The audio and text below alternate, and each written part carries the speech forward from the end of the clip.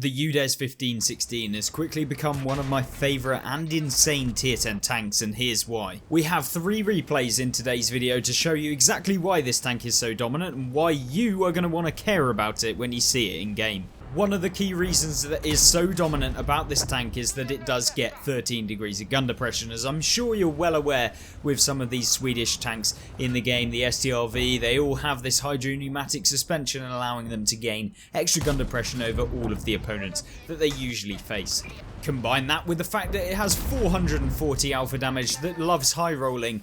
and of course a reasonable mobility, being able to reach speeds of 50 kilometers an hour, and pumping vehicles left, right and centre in this thing is no trouble with the 0.34 base dispersion that it gets as well. This tank definitely changes up what you would typically assume as a meta vehicle because of the fact that it doesn't have the highest top speed of a medium tank. It also doesn't get the clip potential that you'd see from the TVP T5051 and tanks like that, of course, because it has only one shell in the magazine, but it's more than makes up for that. Obviously, having gun depression is nice and all, but if you don't have the turret armor to back it up, you're going to get penned every time. But that is not something you have to question when it comes to the udes, because of the fact that that 13 degrees of gun depression is more than capable of being able to provide the angles on the turret, accompanied by the fact that the turret armor is very well sloped, means that the ricochet angles on this vehicle are absolutely disgusting. Now, there are 2 weak points that are usually the ones that people will go for, being the right and left cupolas on this vehicle that can be penned, but it is a lot harder to do than you may expect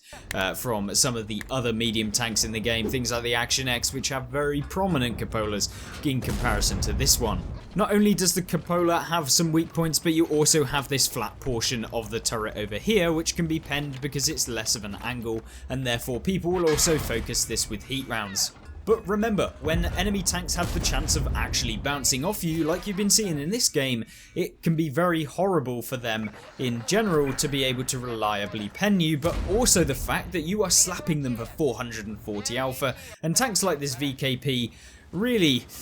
kind of suffering. Yes, may have penned him when he exposes the hull armor, but it's not an easy pen, and you certainly don't want to be messing around with one of these things, especially with a good player behind it. Now, this tank does have very good armor, but as soon as people come around from behind you,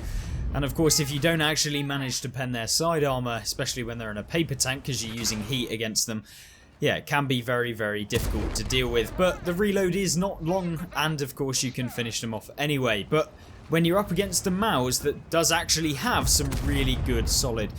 armor, but you do have heat rounds, it works a lot better. So I'm sure you're wondering, is it actually worth picking this vehicle up? And the short answer is yes, but the whole point around this tank is that it offers something completely different to what you'd expect, even if it does have some lackluster bits, which are the actual hull armor, and you're seeing that here up against the Spratuk, and of course the Mauj now pushing to try and take advantage of being flanked. But as soon as you do get flanked in this thing, you lose your hit points pretty quickly, but at least you do have the heat rounds to more than make up for it if you do come across some YOLOing heavies that think that their armor is going to be able to cope with you, and unfortunately they obviously coped within this game. The tankers obviously perform very well on maps with hills where you can use gun depression, but what about these maps where you are having to face heavy tanks in positions that aren't necessarily traditionally best for mediums? Well, of course, when you have gun depression and horrible weird gun depression that the udeses do, you can make some cracked positions that enemies just will have no chance of penning you under. And I mean, you can see here a pretty disgusting spot. And you can see here a very disgusting spot where you're able to prop yourself up against the rubble over here, and then of course use only your turret armor to be visible, allowing yourself to not only by propping yourself up get a better angle on the turret, but actually be able to bounce a hell of a lot more rounds. So a really good way of using the udes in town maps. Once again, with the high alpha damage that this tank gets, it means that trading with vehicles is much easier, especially if you're trading with some lower tier heavies that may not even have 440 alpha, and that makes this thing very dominant when it comes to not only its armor like you've seen there against the lower tiers, but also the positions it can use, and of course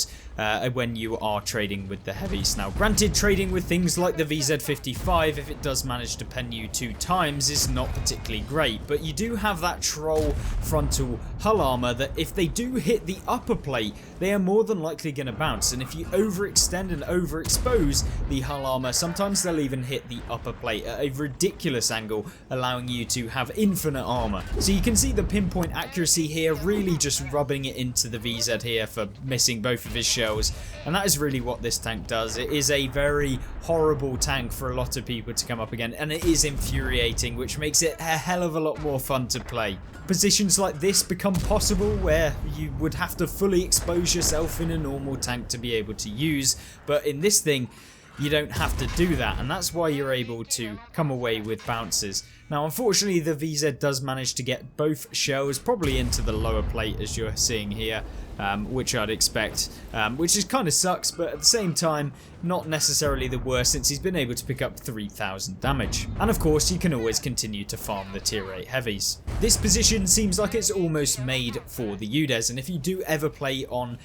this map in any of the udes variants really from tier 8, you can use this position really well, because a lot of heavies will struggle to be able to get their turrets easily over. They may have to expose their hull armor, but this thing definitely doesn't have to do that.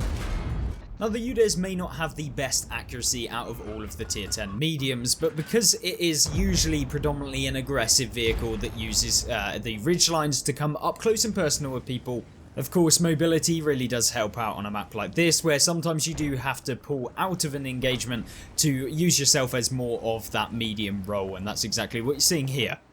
Sometimes you'll actually surprise yourself with how good the gun depression is, and even having played hundreds of games in the udes 15-16, you can come up with new, novel and weird positions that no one has probably ever seen used, and they can come out of nowhere as well. Now obviously when you don't have a turret against the udes, it's not necessarily very fun, and the T110E3 is about to find out why. The accuracy enabling yourself to actually be able to track opponents like the T110E3, and when they're fighting on a ridge line it just feels unfair, and it's basically free damage at this point when you do find yourself up against these non-turreted tanks, and on a ridge line nothing really beats the udes other than maybe the Kranvang, or at least as a medium tank I should say. Obviously positions like this on Corellia are one of the key aspects of this vehicle, and an area that is usually dominated by vehicles like the Kranvang, like things that can manage to go hold down, IS-7s just cresting at places where they can only expose their turret, and really a lot of vehicles will struggle against those vehicles. But of course this tank is something completely different to most, and that allows you to not only crest the ridgeline but not even expose your hull armor, allowing you to get some really funky positions like we've already mentioned.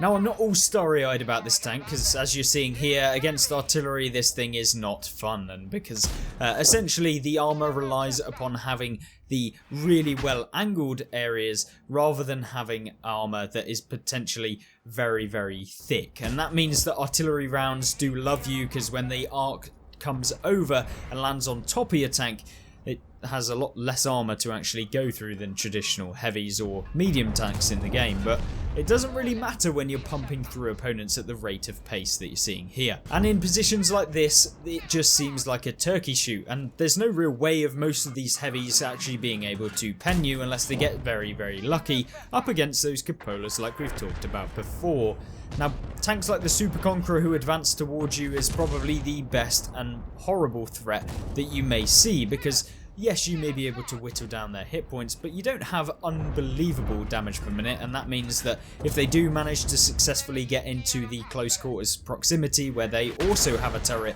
it can be pretty horrible, and especially when you're getting farmed by the enemy batch at 155.58. This tank is brilliant at just blocking opponents from making the plays that they want to do, because you can not necessarily deal infinite amounts of damage, but you can stop them in their tracks. They cannot advance from this position without taking significant amounts of damage, or alternatively being spotted, which allows them to be taken out, and you can get assistance damage on top of the actual damage that you're seeing here.